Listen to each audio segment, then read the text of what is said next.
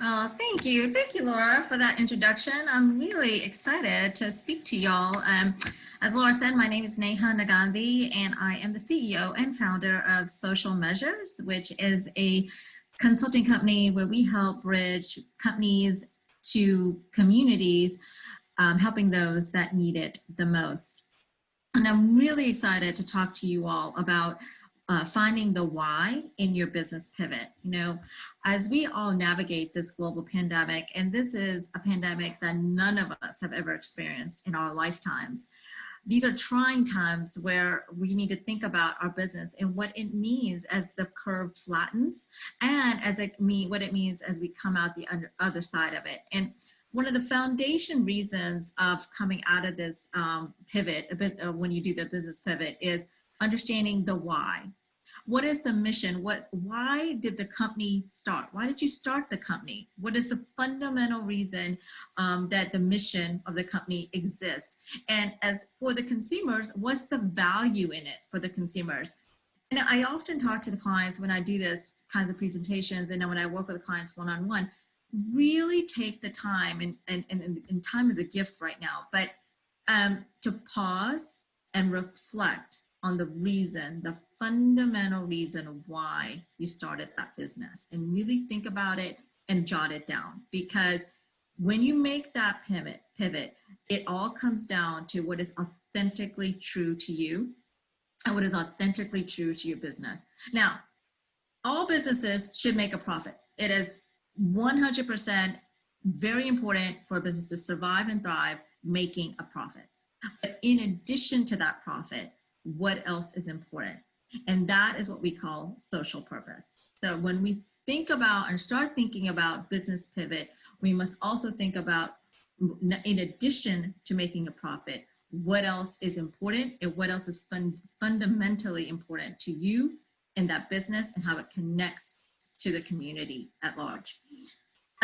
There's been a lot of studies done recently that says consumers, and this survey was done by Porter Novelli, and we'll sort of dig into it a little bit more in the presentation, but I want to touch on a little bit because I want to hone in on this, that when they surveyed American consumers, 68%, that's 2 out of 3 consumers, wanted businesses to not only explain what they are doing as a response to the COVID crisis, but also to express what they're doing during this COVID crisis. So it is really important and paramount that we understand as a community and as business leaders and as business owners that, you know, if you make the pivot during this crisis, understanding where the why comes in and how to express it to the consumers. So I'm going to share screen. Okay. Oh, and by the way, if y'all have questions or comments or along the way while I'm talking, please put it in the chat feature, and then Laura will moderate that. So I love that and I welcome that. So if you have comments and questions, feedback, please, I'm all about that. So please do that along the way. All right, so finding the why in your business pivot, we kind of talked about that.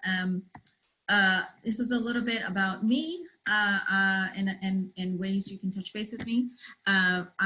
I've been in the social impact space for over 7 years. I hosted my own radio show on this very same topic on WMLB Atlanta. They unfortunately had to close their business doors, but it was a 30-minute talk show where I got to talk to lots of leaders on this very same topic.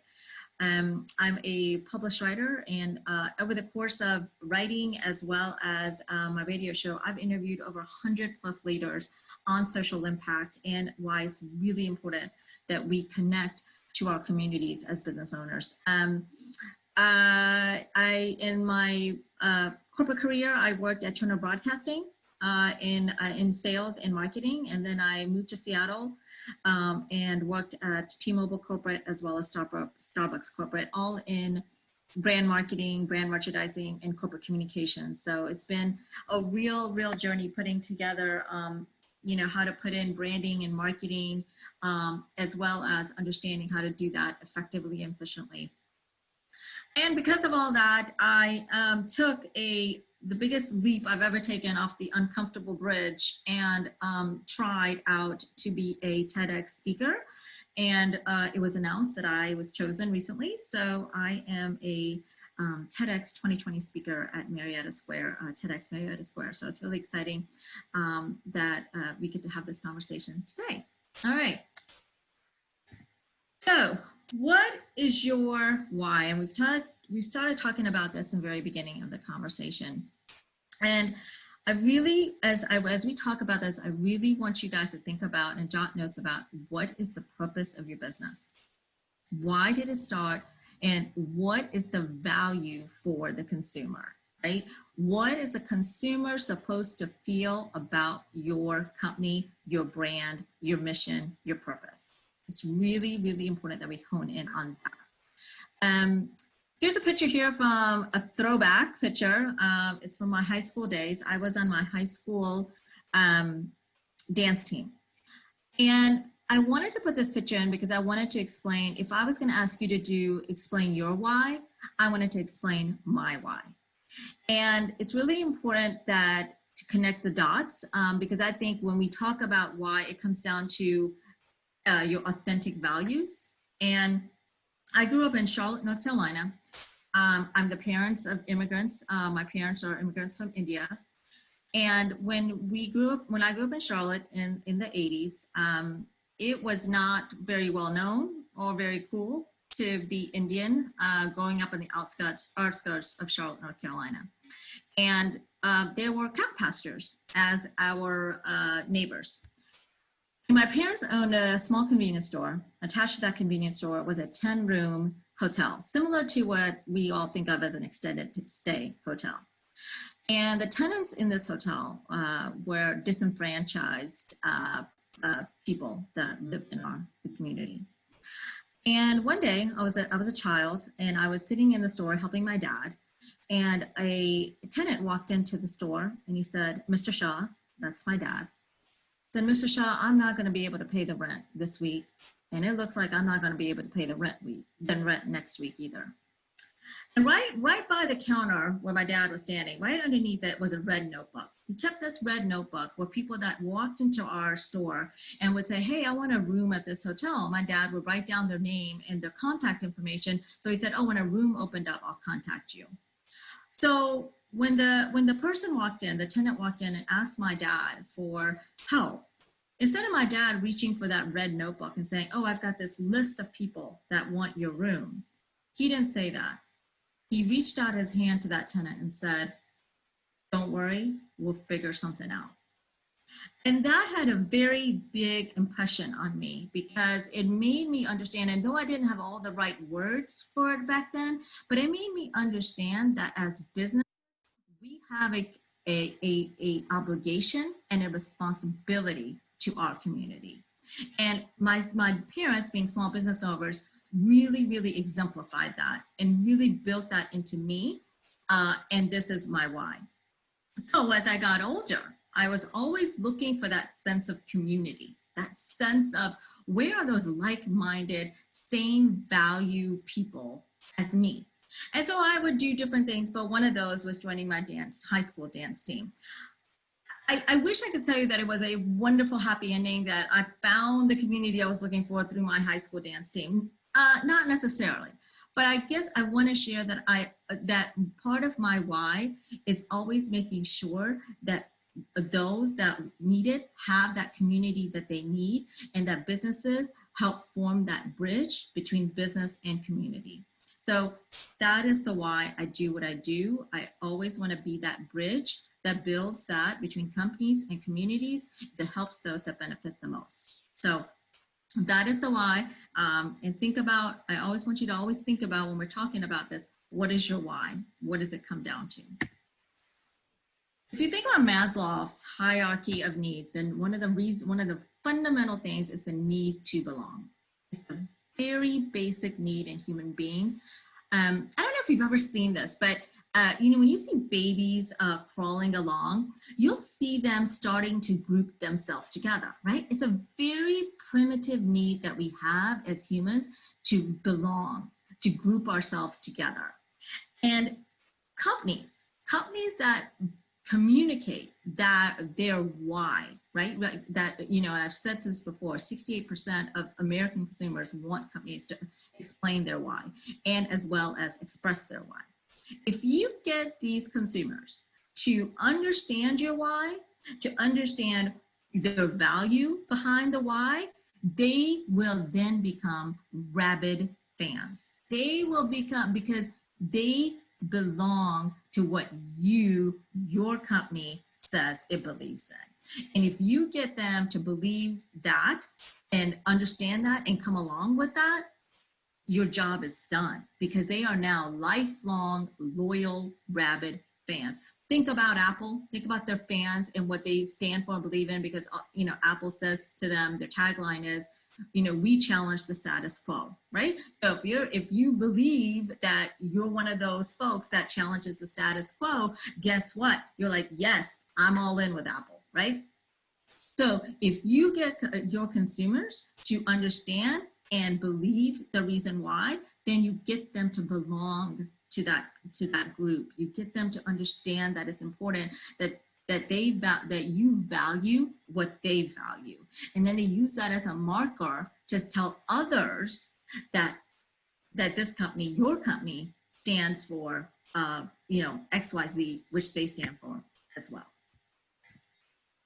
Now, when we talk about social purpose and integrating this within your why, it really comes down to a 4-step process. And it first starts with define. The next step is practice.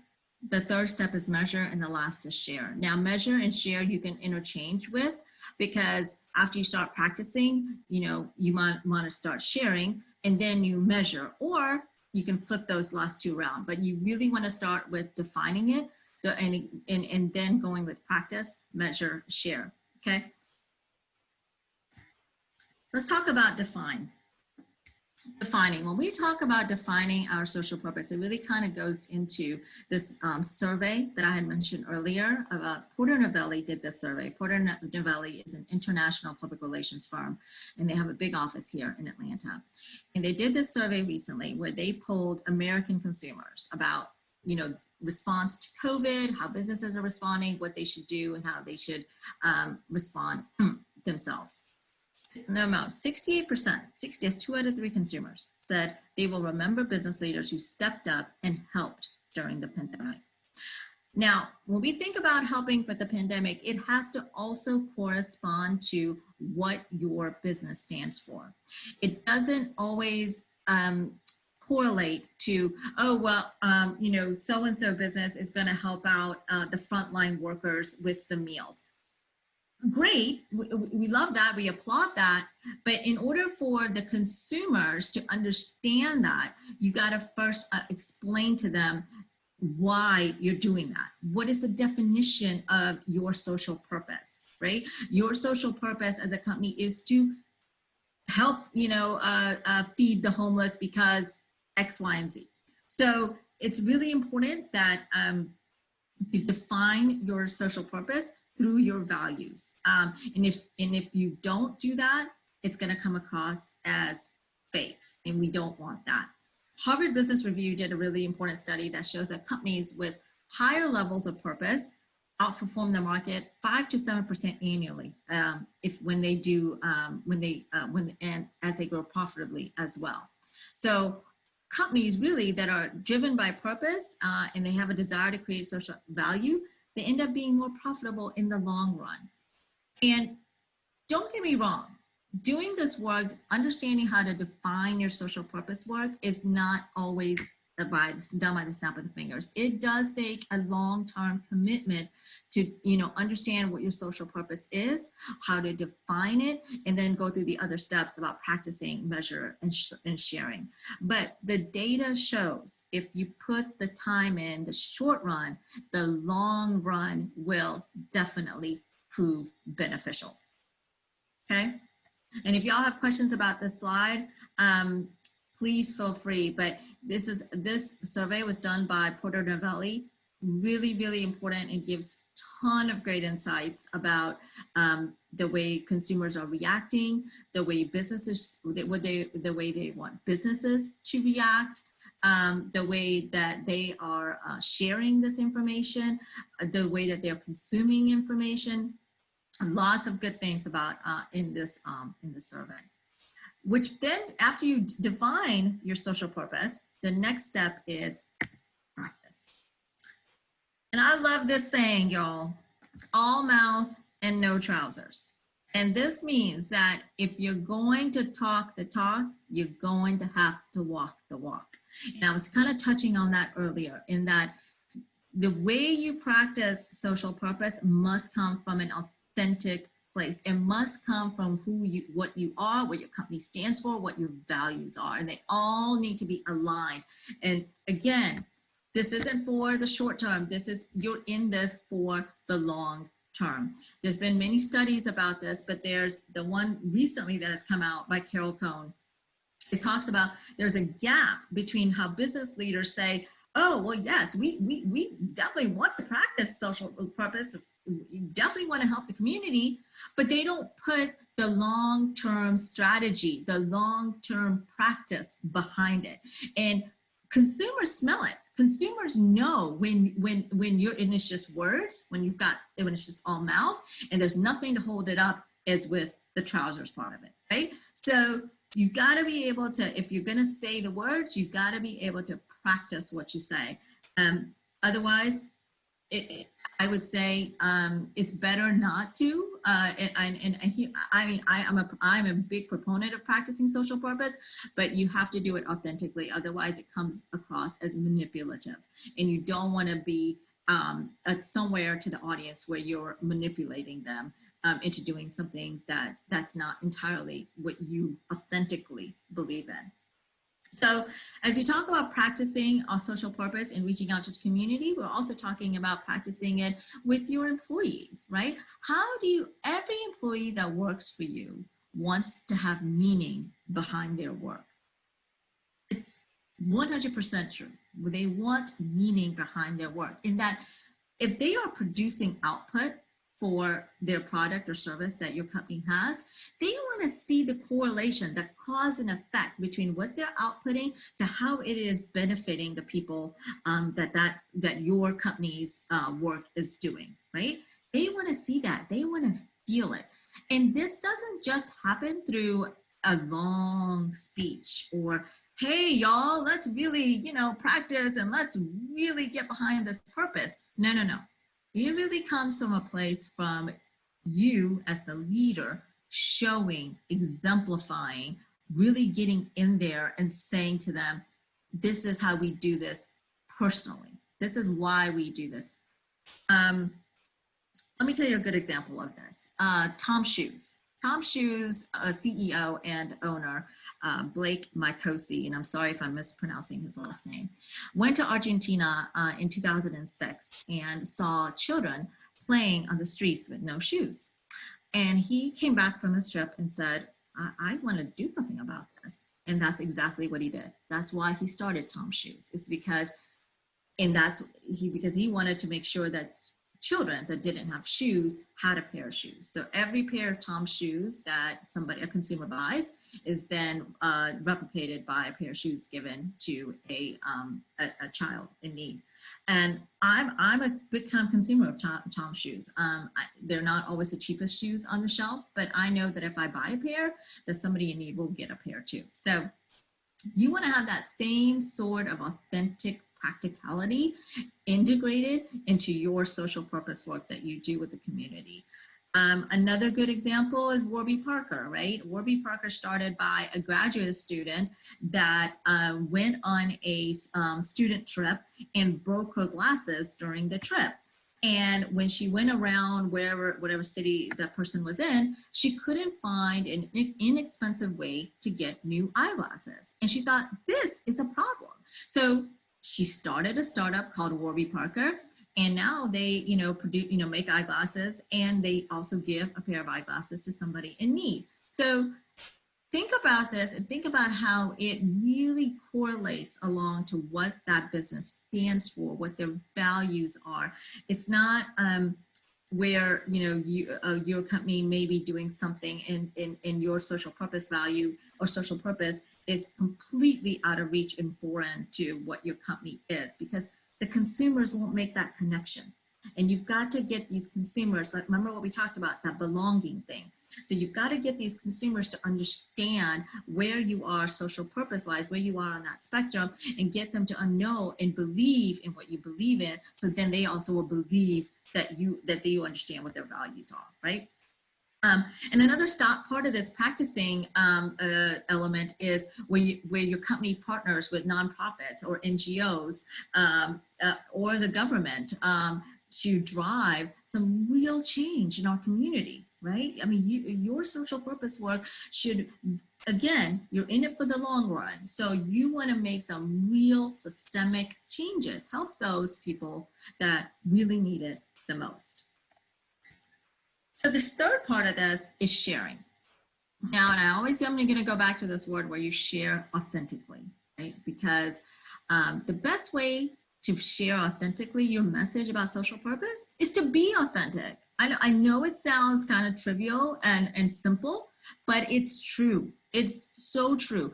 And getting personal, just like I shared story with y'all about, my why and getting really transparent with you guys, it's that same transparency that your consumers and your employees want to feel from you, want to see from you. Purpose is not a thing that you sort of talk about, but it's really more that you feel. You have to feel the purpose. You have to connect to the purpose. You have to resonate to your social purpose. And when you yourself as the leader do all of that, that's going to just flow outward to all the stakeholders that are in your company's sphere, right? So when you share, it comes, think about this. Who are you? Who are you? Who are you? Who do you come? Where do you come from? What's your background? What's your orientations? What do you believe in? What are the causes that you believe in? What drives you? What drives you? Think about this. Again, I always tell my clients, I want you to, and we go through an entire workshop about this, right? What drives you? What makes you wake up in the morning to say, I want to do this, what I'm doing today? And really digging down and getting to the basics. Don't complicate this by, oh, well, these are my revenue goals and these are my sales goals and projections and this. Again, all of that is great. All of that is perfect, but you got to have something in addition to that. And this is what we need when you talk about sharing authentically your social purpose. Because I'm going to go back to this. 2 out of 3 consumers want to hear from you as to what you're doing in response to this COVID thing and how you're doing it and why you're doing it. So think about that as you're thinking about how to share this authentically with your consumer base. And then again, make sure that whatever you do is backed up by evidence, by what you're saying and what you're valuing, right? Because let me give you an example of this. A pharmaceutical company leader walked into a meeting and brought in a guest to the meeting that was a person that took the medicine that this pharmaceutical company was selling. And this person said, oh, this medicine has been wonderful and it has changed my life and altered it for the better. But saying all that, that's great. Saying all that, the same pharma leader at the same meeting says, well, here's our sales goals and let's hit these sales goals and make sure let's hit these sales goals. So see what happened? What happened at the end of the meeting was people came away from that going, oh, look at that. That was such a manipulative tactic that pharma leader brought in this person and, manipulated my emotions. But really what he wants us to do, really what he values is talking about hitting these sales goals and making sure that we hit these sales goals. So we don't want that. We want that evidence that your company, what your company is doing as social purpose wise is backed up by the words and by your actions, right? Because again, consumers can smell a rat from 1,000 miles away. Measure. This is the 4th piece of our framework and how to do social and purpose work. Now measuring, and I like this picture because it is a little, it's a not so standardized right now. And I think one of the major things that we in our social impact work talk about is there's no standard of measurement that everybody across the board is using. However, saying that, it is still important to measure what you're doing and the outputs your social purpose work is making in our community. It's important to do this because it helps you share that story. When we talked about sharing, how do you share what is important to share, measuring that output of your social purpose, it's really important. And even if it's a place where you're saying, 5 employees did 30 hours of volunteer work at helping with our social purpose cause, which is to feed the homeless, right? And that is a story marker in and of itself, because now you're saying to your consumers that we are also valuing our employee time and making sure that they're doing and being part of the community as well. Now, there are certain organizations that are doing a really good job in measuring, and you sort of are ranked amongst others. And there's certain like core companies that are doing it really well. And some of those are called Valuing Respect Initiative. And they use some tools and how you're measuring your social purpose output. And there's also Impact Measurement Management Project, and they're doing some really good work and how you measure and how you make sure that the output that you're doing is part of your story and part of your sharing. Because again, all the data shows that consumers are very interested in lining up with you, in being aligned with your company, especially with your product and service, if you are sharing your story and doing it in the most authentic way. Think about Fenty makeup, not makeup, Fenty, is a line created by Rihanna, a singer, and she started this line. It's makeup and it's lingerie. I think those are the only two things that she's doing right now. But she really started this to talk about and combat body image, right? And people, when they talk about Fenty, they are rabid, because they not only do they talk about when they show their fans or talk about Fenty, and they show off their figures in their lingerie, and they're like tagging no body shaming, I love my body, etc., etc., which is one of her value, right? Her value for that company is making sure that people are not body shaming and understanding and loving their own bodies. And so now there's many ways that can be measured, how many consumers are buying her product, and how many fans are posting images, and that could be some measuring that you guys can use as well through your social media channels about what are your engagement around your social purpose post, what are you doing that is building that community around what your product or service is. So I want to kind of sum this up because I think my time is almost up, but in order to do really, really fundamental social purpose work, which is, bridging that community and corporate connection, the company connection, you must understand the why. You must understand why you're doing what you're doing and getting really down to the basics.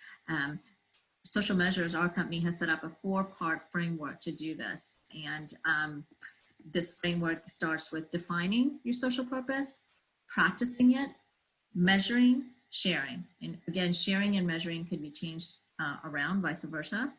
But that's a 4-part framework in order to do the social purpose work. And remember, you have to do it for the long run. It's not always a short-term gains that is really more for the long run. And here I'm going to put it back to how you can get in touch with me.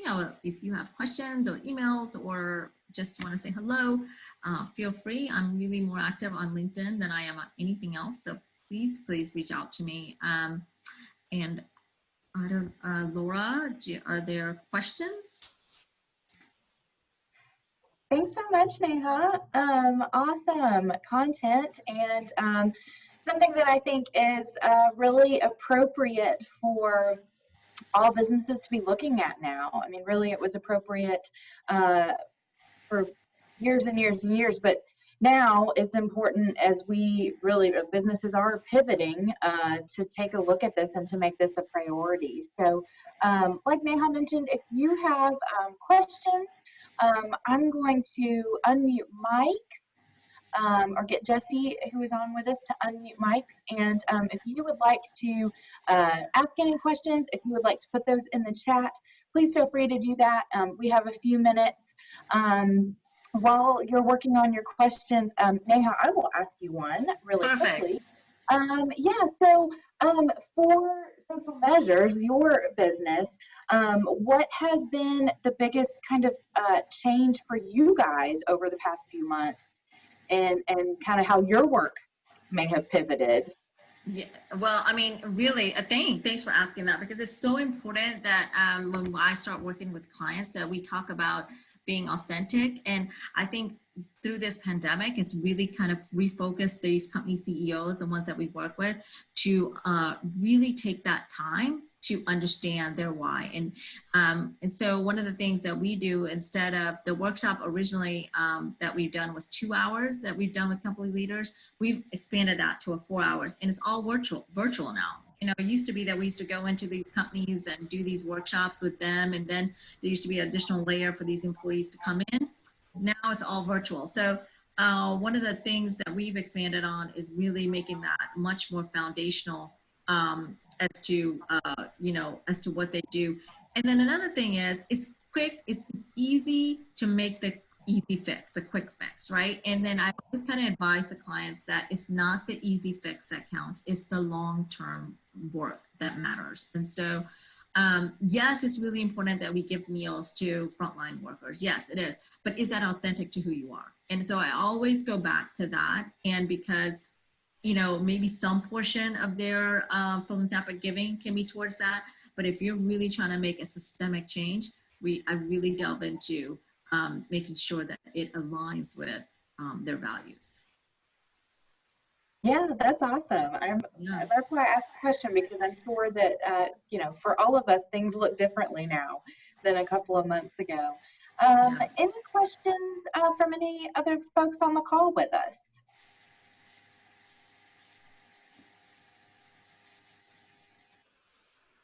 Please, and we love that. We love questions here.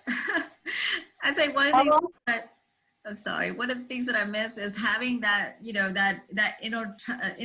that sort of human touch, that connection. I'm used to giving these talks in spaces where I see people, and it's so different now. Our world is so different, but it's so good to be engaged. And so please, do ask questions. Well, and I'll echo something you said at the beginning, Neha, that, questions or just commentary, Yes. We all learn collaboratively, whether we're in the presenter spot or in the audience's spot, I think. So any comments are welcome. One more quick question from me for you is, you mentioned, that before the global health crisis, you were doing these in-person talks, kind of where, and you and I have actually talked about this, but typically, where do Social Measures work? What's your scope as far as region, area that your clients are in? Yeah, so and this is funny because you and I talked about this, but for some reason, I don't know why, but my clients are all based in North Fulton County, all in the Alpharetta, Cumming area, and is probably why we got linked up together through Forsyth Chamber of Commerce. But I work a lot with technology companies, and so a lot of them are headquartered there in the Alpharetta, Cumming area, and so. But I work all across Atlanta, and when we set up nonprofit alliances, they're all over the place. But we definitely do work a lot in that North Fulton area. Have you felt that that the recent events of the world have shifted in the nonprofit organizations, or maybe the clients, whether it's technology client or not, kind of what their focus of of a cause or of an area that they want to engage in? Are you seeing some change in that? Yes, and that's what we talked about, right? Yes, a lot of them want to, shift their, social purpose work to, help out the COVID crisis or the frontline workers. Again, I applaud that, and we find a way to, make that work. But I feel sometimes, is that best for you in the long run? Is that where you stand for in the long term? And is that the place you want to create the system change in? I often say this to clients, but where's your stake in the ground? Where do you want to put that stake in the ground, and where do you want to build that tree from, right? And so you got to put roots down somewhere.